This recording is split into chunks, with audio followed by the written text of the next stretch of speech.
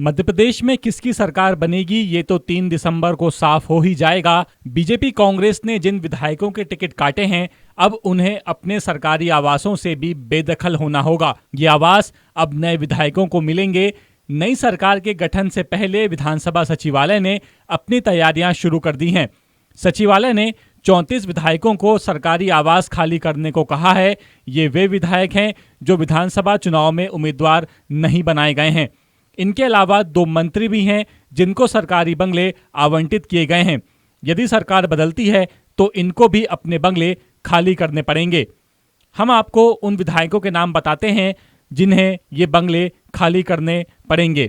इसमें कांग्रेस और बीजेपी दोनों के विधायक शामिल हैं। Sitaram Adivasi BJP, Rakesh Mawai Congress, Mewaram Jatav Congress, Raksha Sironia BJP, Virendra Raghuvanshi BJP, Gopilal Jatav BJP, Rajesh Prajapati BJP, Purushottam Lal Tantuway BJP, Shivdayal Bagri Congress, Shyamlal Dwivedi BJP, Panchulal Prajapati BJP, Amar Singh BJP, Ramlallu Vaishya BJP, Subhash Ramcharitra BJP, Nandini Marawi BJP, Devi Singh Sayam BJP, Brahma Bhalavi Congress, Leena Sanjay Jain BJP, Rajshri Singh BJP, Ramchandra Dangi Congress, Kunwarji Kothar BJP, पहाड़ Singh Kannauje BJP, Devendra Verma BJP, Ram Dangore BJP, Sumitra Devi Kasdekar BJP, Gyarsi Lal Rawat Congress, Dilip Kumar Makwana BJP,